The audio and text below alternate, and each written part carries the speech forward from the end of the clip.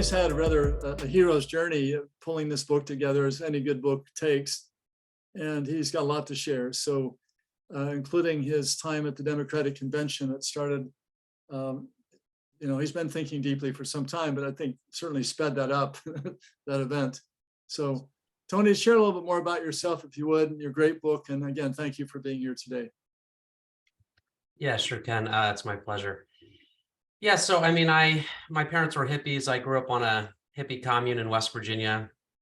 And then we moved to Atlanta, Georgia, and I went to a big public high school. And then I went to a small private college in New England. So I had sort of a number of different American experiences that led to this. And then I went to China and I lived there for a year.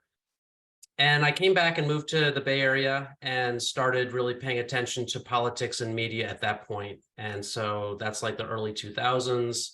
And then I was writing for, the Huffington Post actually asked me to come on board. I had written an article about privilege. There's this idea of privilege. It's still prevalent in the media, but it was very prevalent then in like 2014, 2015. Everything was about who has privilege this, privilege that.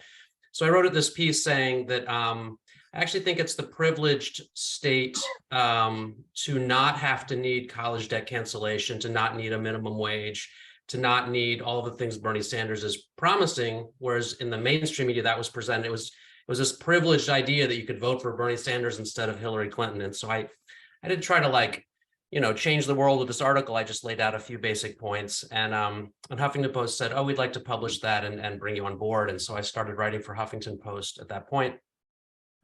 And things were going really well. I wrote quite a bit from the Bernie Sanders perspective. I was a journalist covering it, and there weren't that many journalists covering from that perspective. So a lot of my pieces got were shared quite a bit on social media and reached 50,000 or 100,000 views.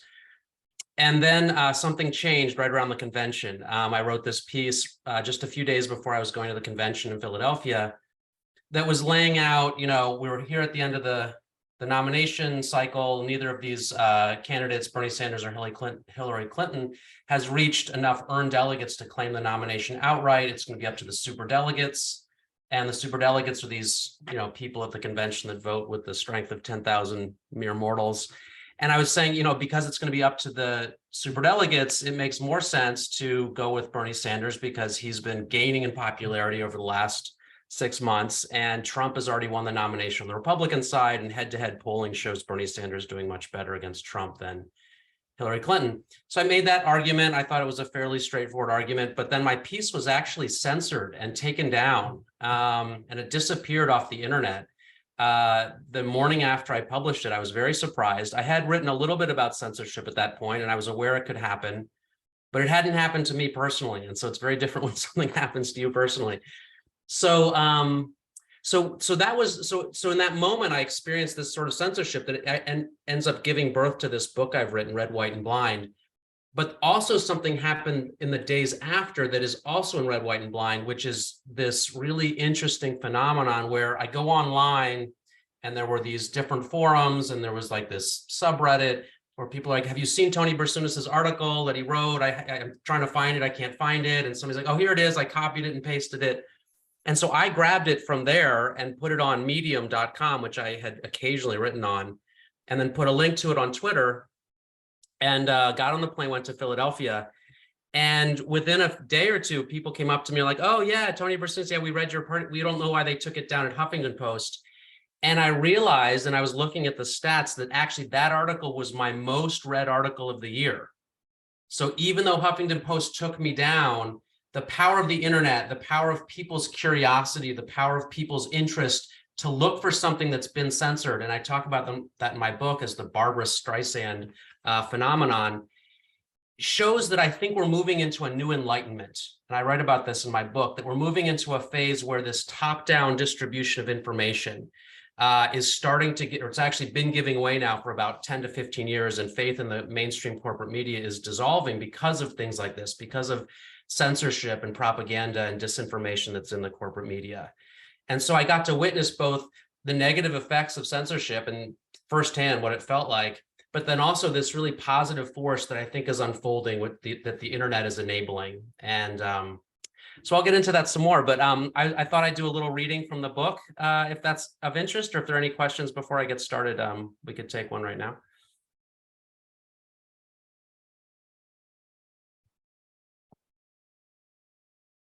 All right, so I'll start in on the book. This is my book that was just published about 6 weeks ago. It's called Red, White, and Blind, and the subtitle is The Truth About Disinformation and the Path to Media Consciousness. Let me find my starting spot here. All right, here we go. So I'm going to read the introduction, and then we can have a few questions, and then I'll read another passage as well a little bit later. So the introduction starts here. There's a quote from William Casey, the director of the CIA from 1981 to 87. And his quote is, "We will know our disinformation campaign has been successful when everything the American people believe is false." Virginia Roberts folded 8 white towels into stacks, ensuring the seams lined up and the spa's floral logo appeared in the corner. She placed the stacked towels on a polished granite countertop. There were no customers, so she tied her blonde hair into a ponytail and resumed reading where she had left off in an illustrated guide to massage therapy. She found the book fascinating. "I'm only 15, she reminded herself. But she had a goal now, to ascend from mere attendant at the luxurious Mar-a-Lago resort to real professional massage therapist. A woman with pointy black locks of hair appeared. Virginia offered the woman tea, as she always did, and asked politely whether she had an appointment. The woman didn't have an appointment, but she accepted the tea. With a friendly smile and with a proper English accent, the woman asked Virginia several questions about the spa before she asked about her copious notes in the massage book. With a bashful smile, Virginia shared her goal. The woman told Virginia that her boss was a wealthy man, and as it turned out, he was looking for a massage therapist for his frequent jet trips around the world. He would pay for her training if Virginia showed the right enthusiasm for the job. The woman handed Virginia her card and introduced herself. Her name was Ghislaine Maxwell.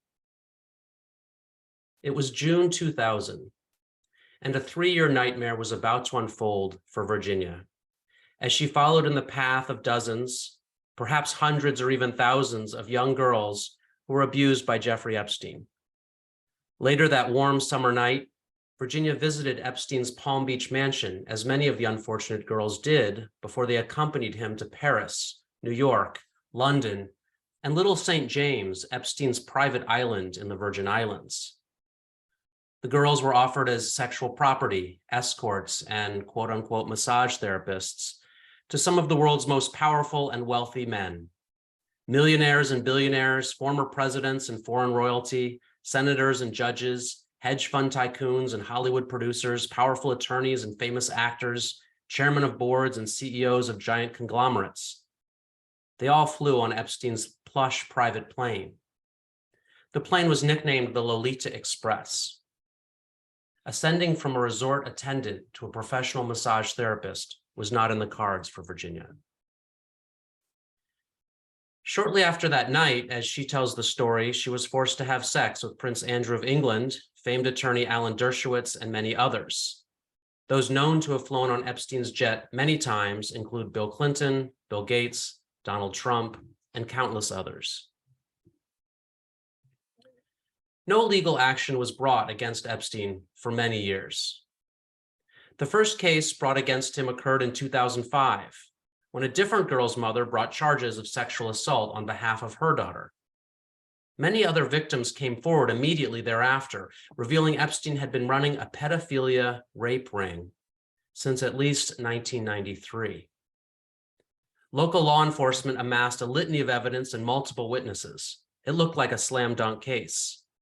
Epstein faced life in prison for sex trafficking. What ensued was one of the saddest chapters in American legal and media history. The FBI stepped in and took over the case from local Florida law enforcement.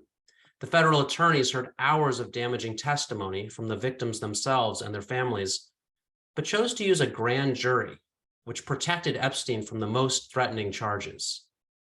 Epstein's powerful attorneys, including Alan Dershowitz, who himself was a frequent traveler on the Lolita Express, secured a highly unusual non-prosecution from U.S. Attorney Alexander Acosta. It was a sweetheart deal that required him to plead guilty to one charge at the state level. In exchange, Acosta granted Epstein immunity and canceled an FBI probe into his activities. How is this possible? Acosta claimed orders had, quote, come from above, unquote, that were, quote unquote, above his pay grade. National media coverage was nowhere to be found.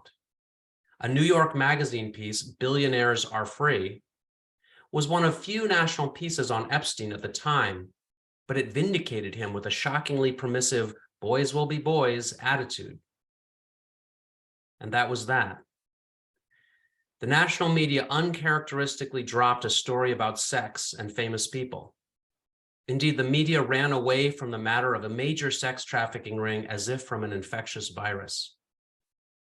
Epstein had to register as a sex offender following the quote-unquote non-prosecution, but 8 years later, he was still somehow flying on his personal jet with quote-unquote very young girls to his private Caribbean island on a weekly basis.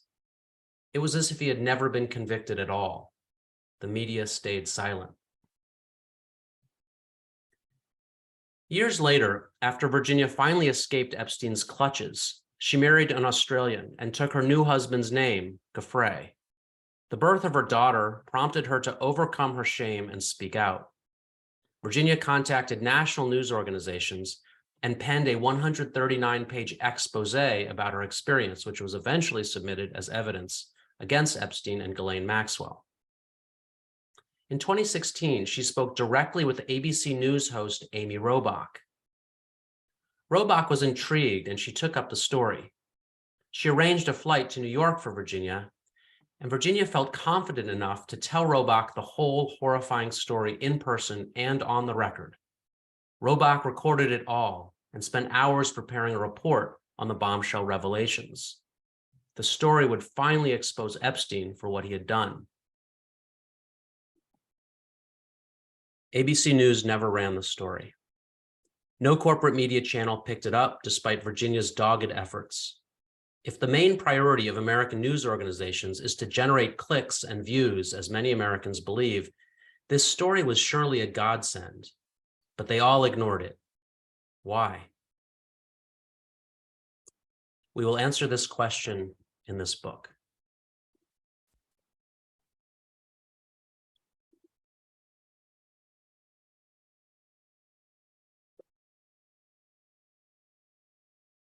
So that's the introduction to the book. And I do have another little passage I'll read, but I'd love to hear if there's any questions at this point about the book or anything I've read. I was very interested in that. I knew when that was going on. I remember all of that going on, and I remember it not being talked about at all. So hearing your part, and I'm gonna listen to the book now. I hope it's on Audible because I'm pretty busy, so I just Audible everything.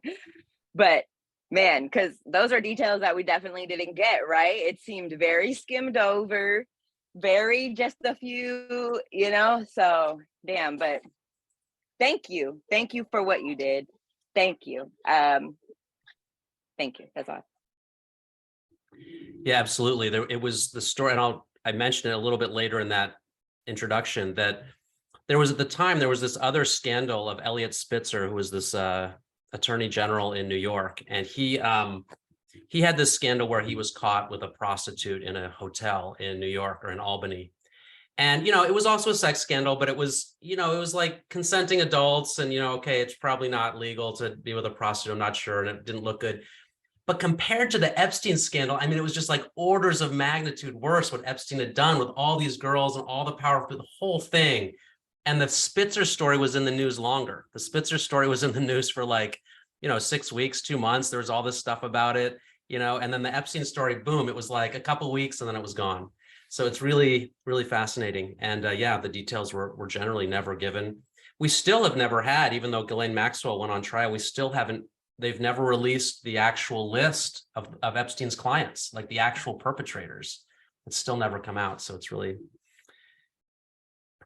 major problem of our media.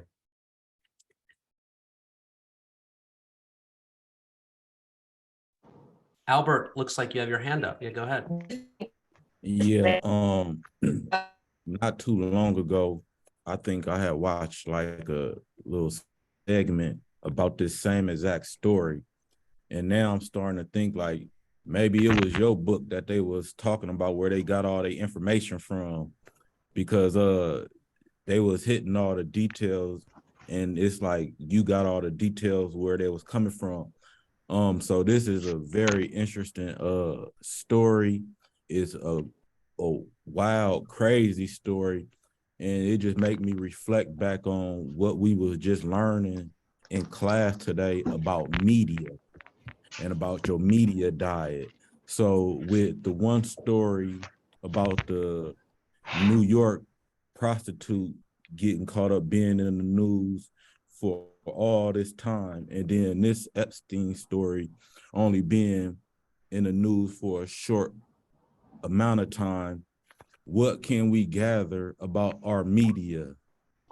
Like, what does this say about our media? Great question.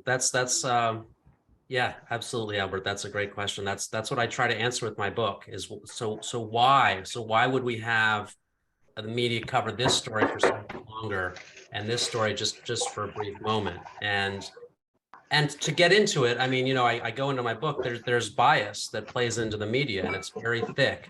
And there's three kinds of bias. And without getting into it too much, but there's what I call innocent bias, which is the bias we all have, just like your upbringing, like, national origin, race, class, gender, like all of that stuff is our innocent bias. We all have that bias, but we're not trying to be biased, right? Then there's what I call systemic bias, which is the bias that comes from wherever you work. If you're a journalist and you work at the New York Times, you're going to have the bias that you don't want to write something New York Times doesn't like, or you might get fired, right? Or you work at Fox News, it might be a different systemic bias. And then the third kind of bias is nefarious bias. And that's bias where like an intelligence agency or somebody that stands to make a lot of money can get in there and deliberately change the news. And that's what's going on in this. I mean, Epstein, there's probably all three kinds of bias, but there was nefarious bias there. Powerful people did not want that story to come out, and they were able to manipulate the news from behind the scenes. So that's one of the things I'm trying to have people see when they look at the media. There isn't just bias, like one kind of bias. There's different kinds of bias, and they have different effects. And so when you go to independent media, which I talk a lot about in my book, rather than CNN or Fox, like have a balanced media diet, like you were talking about, have independent media in there as well. And then realize that independent media will have its innocent bias. If it's run by all people that, come from the same background or look the same or think the same, it'll have that innocent bias. But it's not going to have this nefarious bias. There's nobody getting in there from the CIA trying to say we want everything the American people to believe is false. So it's understanding how to put together your balanced media diet that's important. What was the first? You said there was three types of bias. What was the first one that you said? So innocent is the first Innocent. one. That's the bias we all have just because of who we are. So it's real. It is a bias, but you're not trying to be biased. Then there's systemic bias, which is the bias of where you work, who pays your salary if you're a journalist or somebody, right? That's going to affect how you write about things, even how you think about things. And the third one is the nefarious bias. And that's I can even maybe share my screen here to show where I write about that. It's in the book right after that section. I talk about it. Yeah, let's see if that'll let me share my screen here. Oh no, disabled screen sharing. All right. Well, Ken, if you want me to, I could share my screen, but I could also go into the next passage at this point, unless, oh, we have another hand up. Dominique. Hi, yes, I had another question. I'm back. I did think of a question I wanted to ask. How does that relate to Barry Sanders? And what did you see with Barry Sanders that made you step away from him? Because he's supposed to be our knight in shining armor, right? So is he also involved in this? And did you see something like that? Well, I do. I spend, because of the Bernie Sanders experience was a big part of why I started writing this book. I spend almost 2 full chapters of the book talking about the Bernie Sanders campaigns, talking about both, because there was 2 of them, there's 2016 and 2020, and I really delve into both of them quite a bit. I think it's a great, I tell different stories in the book because I think the stories are good illustrations for the ideas I'm talking about. So I use a lot of different stories.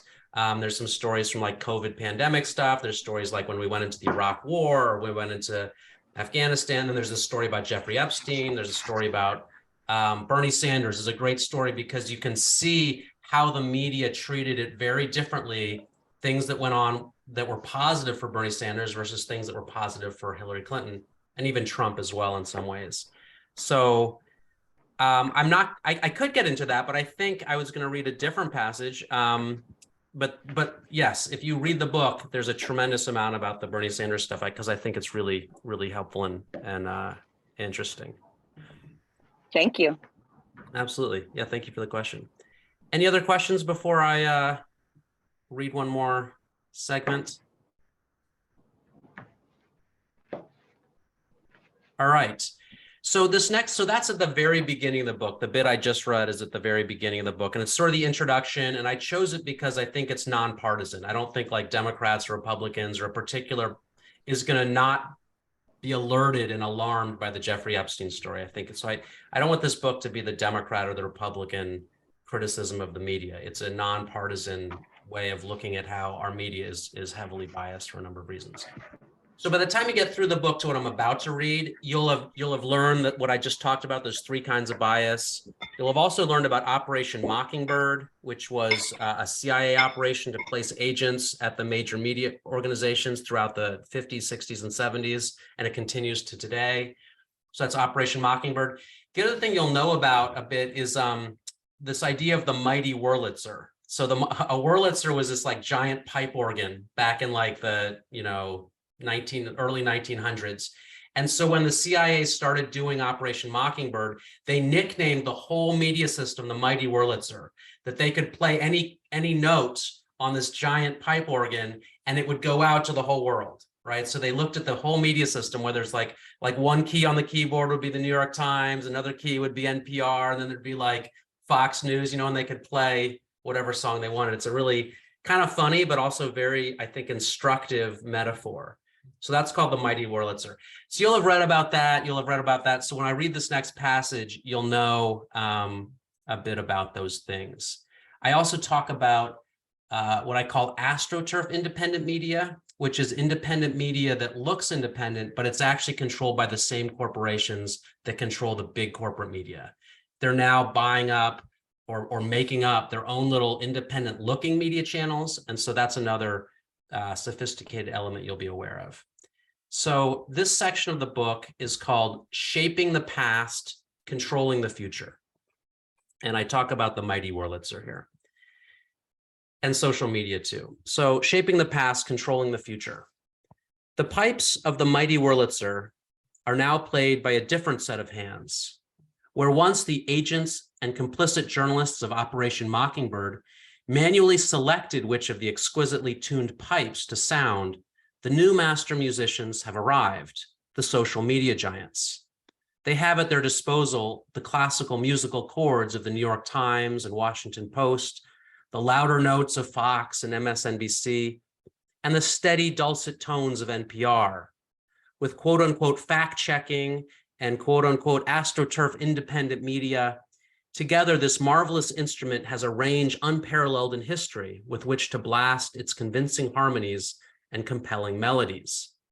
Like an opera in its complexity, the corporate media and social media giants bend and shape the day's news to build narratives.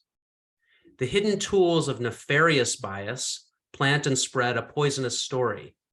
The 5 filters of systemic bias remove conflicting perspectives.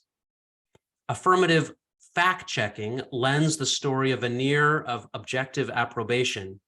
And finally, through information laundering, additional distortion and independent-looking AstroTurf sites seals the deal. It doesn't matter if the narratives are true or not. They serve their purpose as long as necessary. When they collapse, as with Me Too and Russiagate, and the quote unquote radical sexist Bernie Sanders, they're replaced seamlessly with the next narrative, which is blasted out and repeated until it is accepted. The poet Muriel Rukeyser wrote, "The universe is made of stories, not of atoms." We humans are storytelling creatures. We understand our lives through the stories we tell each other. For thousands of years prior to widespread literacy, we shared our history and cultural knowledge through spoken myths, stories, and folklore. We tend to believe what we hear if it's told in a narrative story. Societies for generations were organized around the Bible or other sacred scripture. Stories with lessons and morals. These stories mattered to us, informed us, reminded us of where we came from, why we're here, and how to live a meaningful life. I will take the poet Rukeyser's words one step further. Our lives are made of narratives, not facts. When we absorb the narratives of the corporate media, and all of us do on some level, we tell ourselves incomplete, dishonest stories. We become confused and blinded. We forget what is most important to our own personal happiness and health, and focus instead on reports, often distorted, about events that are important to those in power who control the corporate media narratives. Most of us already have our own beliefs and narratives about the trajectory of our lives, whether we believe in fate or destiny or God or a random universe. But when it comes to our role in society, in the absence of a conscious choice to tell ourselves our own narrative about what we are doing and what is worthwhile, the corporate media's narrative floods our consciousness. In the absence of alternative sources of information, we are simply overwhelmed with expertly concocted narratives that instruct us what to think, what to fear, and what to long for. This is why expanding our consciousness and reclaiming the authority to decide for ourselves what stories we believe are so important. This is the need for what I call media consciousness. By choosing to cover one thing and not another, the corporate media organizations and those who control them get to determine what is important, if we let them. This is the first step they take in creating a narrative, determining what is included and what is excluded. Selecting what is included isn't just the ability to decide for us what is newsworthy and what isn't. This ability also confers the power to shape and reshape the past and the future. Every narrative emphasizes what it deems to be important about the past and the future, and leaves out the rest. Narrative control also confers the power to tell us what to be outraged about, what to be satisfied with, what must be attacked, and what must be defended. We learn implicitly what isn't worth discussing, such as a genocidal war in Yemen or a series of lockdown protests in Australia, and what is important, such as they say, a scandalous speech by Donald Trump or a confirmation hearing for a cabinet position. In this way, the corporate media today distracts us more often than it informs us. The pundits and writers don't craft narratives exposing the corruption of the political parties or the false pretenses for past wars or the social cost of lockdowns or government surveillance of citizens. And because of this, we don't think these things are important. In the absence of media consciousness, we don't know what is truly important on any given day. Such a confused and blind citizenry is easier to control. This is why these biases and filters exist and have existed since at least the time of Edward Bernays, as we will see in the next chapter. Were the propaganda not at work? Were the mockingbird system not at work? Were the filters of systemic bias not at work? The media organizations would be unable to exercise this tremendous power over our society's views of the world. We would have a freer and fairer society. Humanity does not want to be at war with itself, but war is profitable and confers control of natural resources. Human beings generally do not want other human beings to be blown up, dismembered, poisoned, or sickened. But it is quite profitable to blow people up, dismember them, poison them, and sicken them. So people have to be convinced, cajoled, lied to, deceived, told that other beings deserve to be blown up or dismembered, told that drugs will heal them, and told that illness comes from bad people. It can be profitable to treat illness or bring peace, but even treatments and peace are more profitable if the people never quite get well or the war never quite ends. Peace and health are the states humanity most longs for. They are also the states that are least advantageous to the drug and weapons corporations and the financial and media corporations that serve them.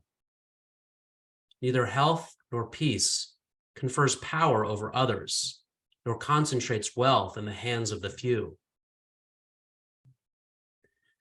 Through media consciousness, you will see these things, and they will enrage you. And then they will set you free. I wrote this book to show us our blindness, for I believe it is upon noticing blindness that we learn to see. We are awakening today. It's a new enlightenment, a time in which we are telling each other our own, better, truer stories.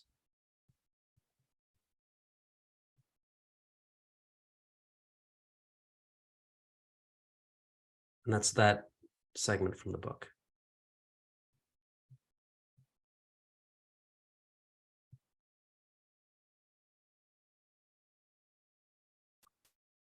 Any questions? Anyone? I see some applause. Thank you. Thank you very much. Here, here.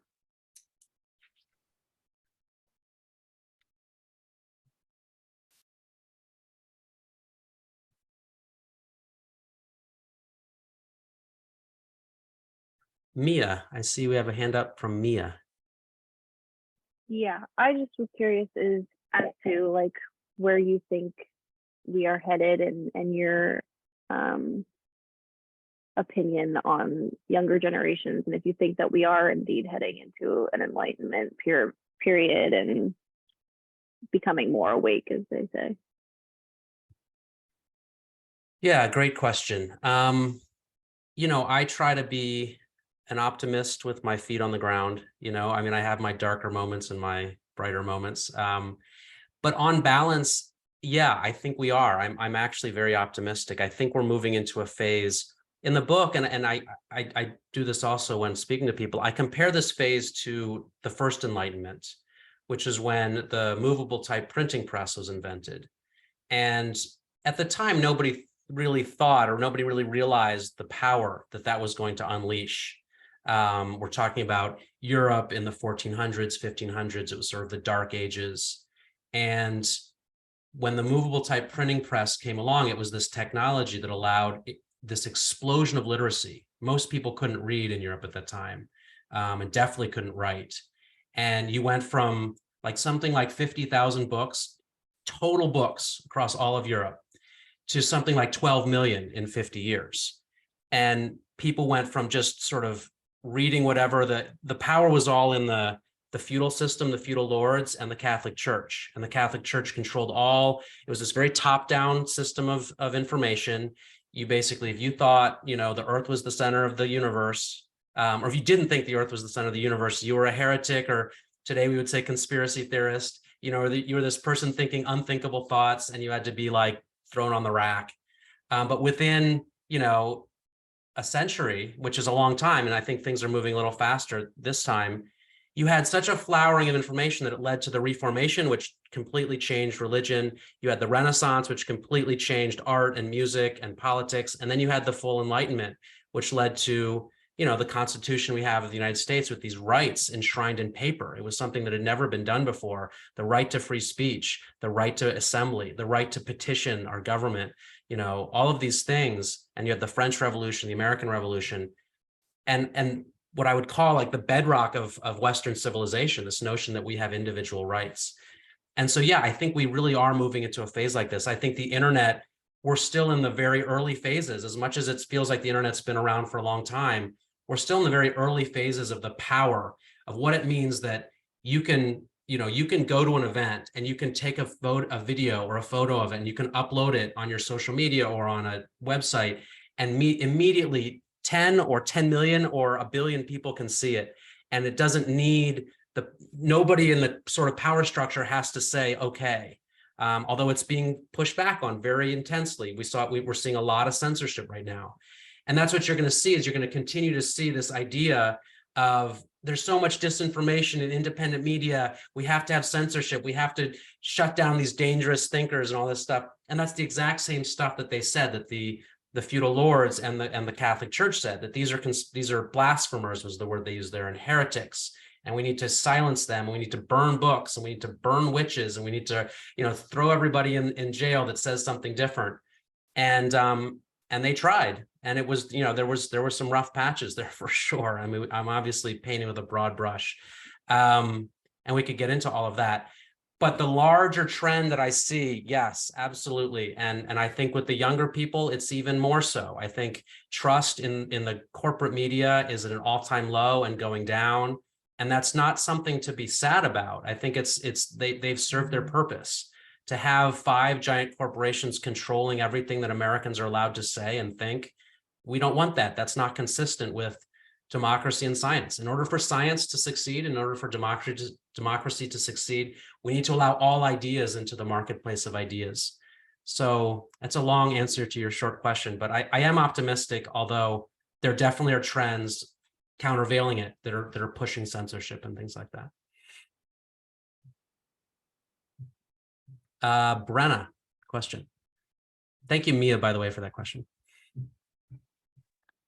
Yeah, I was just wondering, what was the process like writing this book? Because you have, from what I could tell, you seem to be pulling from so many different ideas and so many different sources.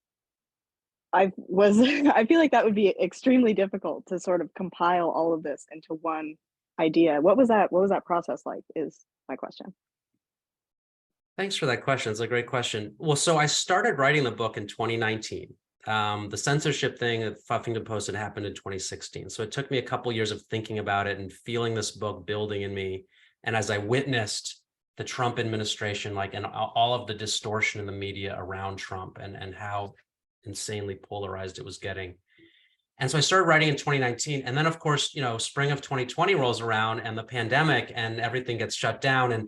And then I saw during 2020 and 2021, as I was writing this book, a lot of the things that I had initially thought I would have a hard time illustrating were suddenly just so out in the open, like types of social media censorship and manipulation of the media. And, the second story I use after Epstein is the origin of the coronavirus, and why for years, you weren't even allowed to ask about it in the media. It was censored. It was considered this crazy Trump conspiracy theory that it could have leaked out of a lab, when that was kind of the most obvious probability.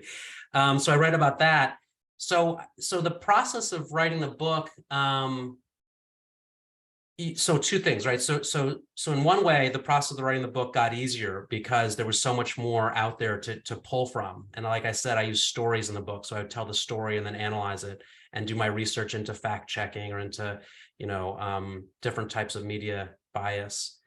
On the other hand, it got kind of harder to write because I kept wanting to finish the book, but there would be another thing would come out, the Ukraine war and that whole thing. And then we had the Twitter files come out and stuff, but I had to finish the book and wrap it at the end of last year. So the book doesn't have anything past sort of, kind of summer or fall of last year. So, but in terms of pulling all the different things, yeah, I mean, I really do go into everything. I mean, I kind of try to go to all the big topics that have happened and analyze them. So January 6th, I look at that, and the Trump elections or the Trump election and the Biden election, the war, I go back to Iraq, the first Iraq war, the second Iraq war, because I try to pull all the stories that I think are the best illustrations of what's going on, because I want people to see this and not say, oh, that's just the other people, that's just Fox, or that's just the New York Times. You know, people tend to think it's just the other guys are distorted. And I'll tell you personally, so I come from the left. I was really active in San Francisco in the Green Party in like the early 2000s. I was really active for Bernie. So when I started writing this book, I was expecting to find, you know, a lot of crazy lies and distortion on the right-leaning media and less of it on the left. And I had to learn, and I had to revise some of my theses. It's across the board. There's just as much distortion. In fact, I would say over the last few years, there's been more on the quote unquote left, like the sort of liberal leaning media, than on the right leaning media. But it's definitely across the board. So I wanted to pull lots of stories from different sides of the political spectrum to analyze them. So that's how I went about it. Thank you. That was a really great answer. You're welcome. Thank you for the question.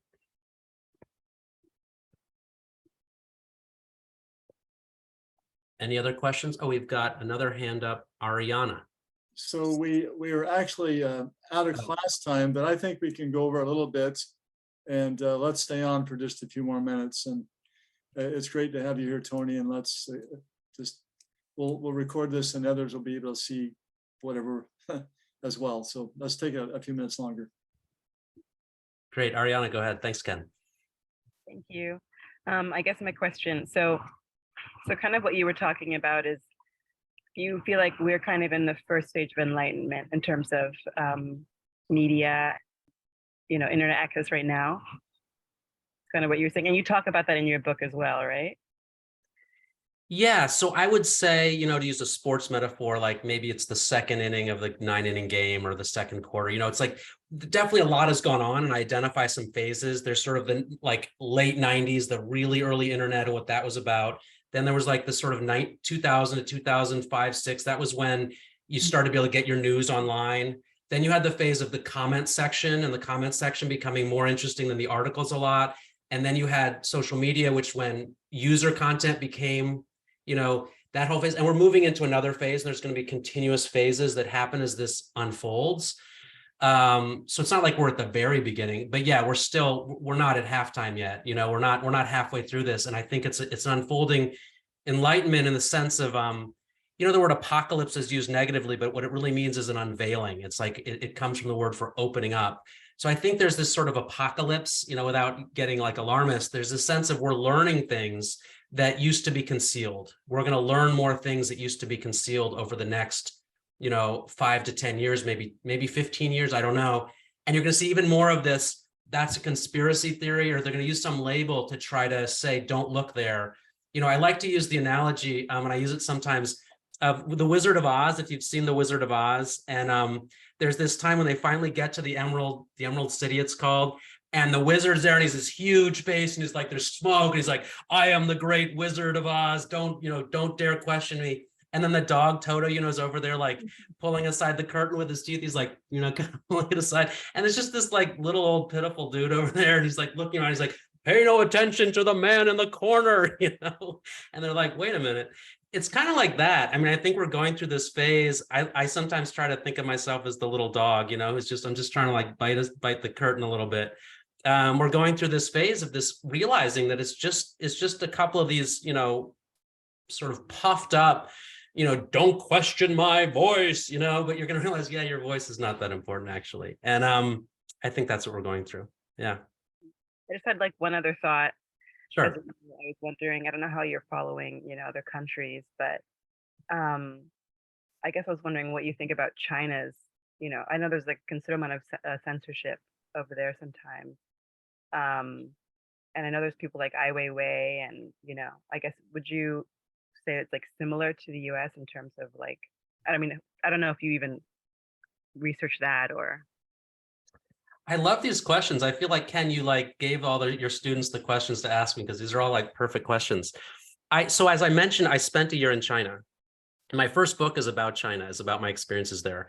And so I know we're over time, and I wanted to read one tiny last excerpt from the book, but let me tell you just really briefly about China. There's a chapter in the book on China, and just really briefly, the propaganda and distortion in China is more thick. it's more obvious. There's much stronger censorship. But the thing that they have over Americans is that Chinese people, by and large, know that. Whereas in the United States, you still have a significant amount of the population that thinks that if they flip on their CNN or whatever their source is, they think they're getting, more or less the truth from that. And so in a sense, China's both behind us and ahead of us in this. China's also behind in the sense that they didn't have this revolution of individual rights. So I spent a lot of time in China. They didn't have this enlightenment. They don't really believe in individual rights in the same way. So it's a very different philosophical, it's a different culture in obviously more ways than one. And that's in your first book. That's so my first book is Double Happiness, and that's about China. And then this is my second book. My other book is Red, White, and Blind. Yeah. Thank you so much. You're welcome. Thank you. So I wanted to read one last piece, if it's okay, Ken, because it's a little bit of a pep talk, maybe. It's the very, very end of the book. It's the epic. Before you do. Yeah. Before you do, there's one point I'd like clarified before we jump ship, because in a way it's not just a little man. Well, actually 2 points. There's not a little man behind the curtain that if we see him, we really get it. I mean, we're talking a vast, the Department of Homeland Security now is a vast network that's basically very monopolistic and hidden in so many ways. It's not just one person we can actually, oh, that's what's going on. It's rather complex. And related to that, your thought, just maybe these two thoughts might be a closing question, if you're willing, because I'm sure we need people to hear these things, and recording a little longer, no problem. You talked about corporations or special interests buying what appear to be independent media outlets and using them, I guess, under the appearance of them being something people are looking for, since many people are looking for independent media. Can you talk about this vast, what's going on in the media world, just a little bit about the state and corporations really trying to seem like they're mirroring this media consciousness. They're trying in some way to fit in. Is that what you're saying? And meet the public where we're starting to show up, and can we see through this in your mind? Yeah, great questions, Ken. And yeah, obviously the Wizard of Oz analogy is a little simplistic, just to sort of, a little bit of a cartoon, but I think it can be helpful sometimes. Yeah, so I get into, once you get sort of 2/3 of the way through the book, I start to sort of talk about where it's a much more complex situation than we often realize. I mean, the techniques of propaganda and the techniques of narrative management have been under development for over 100 years now, since the dawn of propaganda in the 19-teens and 20s. So it's very sophisticated. And so that's why I talk about the highest goal to develop, what I'm really aiming for with the book, is this idea of media consciousness.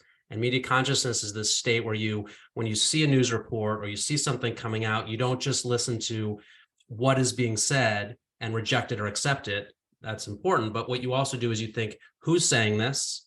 Who gets to talk about it? What do they want me to feel? Who isn't being asked? What topics are not being included in this? And so on. And so then you realize, okay, and who's paying them? Like, where are they coming from, right?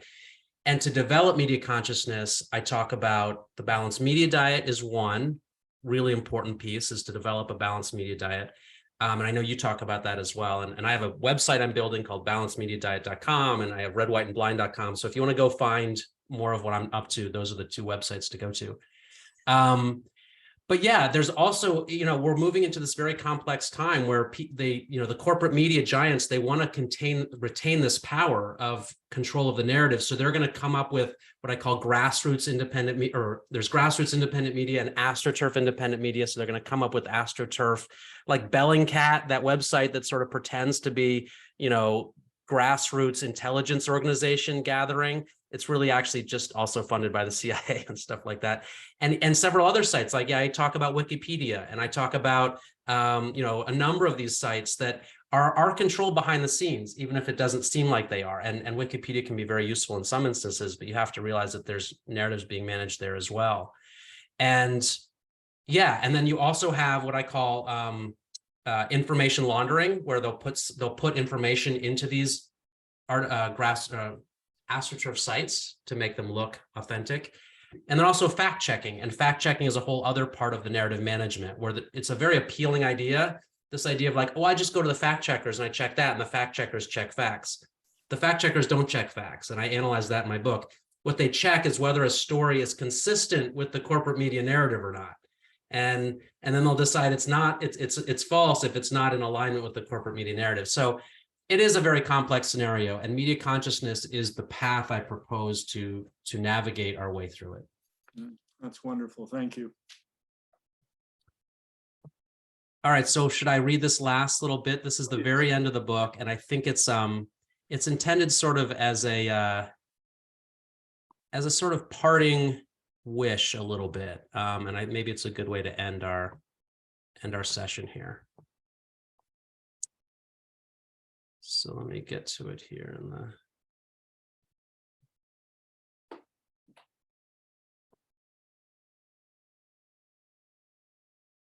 epilogue. Join the awakening. Open your mind. And the quote here is from Immanuel Kant, who is a philosopher from the Enlightenment, and his quote is "Sapere aude," which is Latin for "dare to think for yourself." I leave you with 5 thoughts. Number 1, the internet is amazing.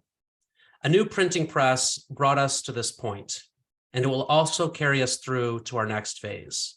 The journey will have twists and reveal many truths.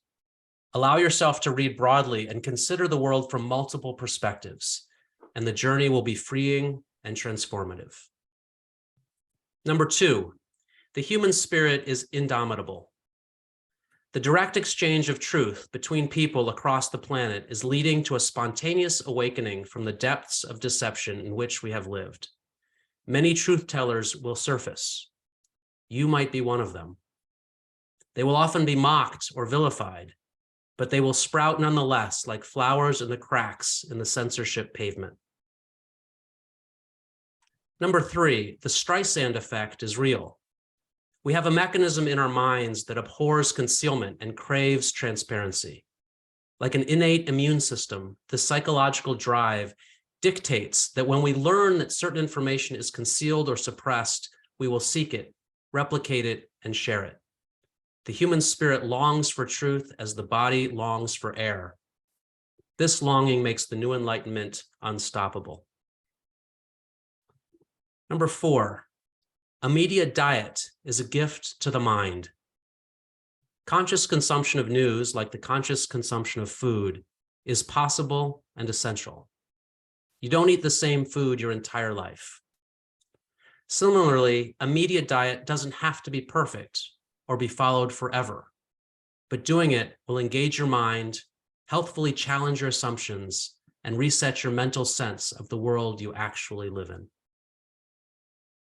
Number 5, listen to friends and family. Freedom enables genuine listening. Through the phenomena now unfolding, we can learn broadly and deeply about global events. We can see through manipulated narratives. We can overcome confirmation bias. We can understand the viewpoints of others. This final act, understanding others' viewpoints, enables us not only to connect with each other, but to respect one another's differences. This respect is what will inspire us to define and protect one another's freedom to live, love, and prosper independently. We can do this today. There's no need to wait a moment longer.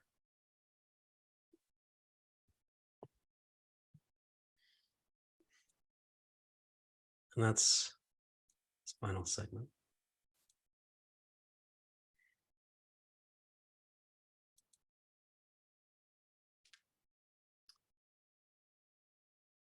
Tony, that's very touching.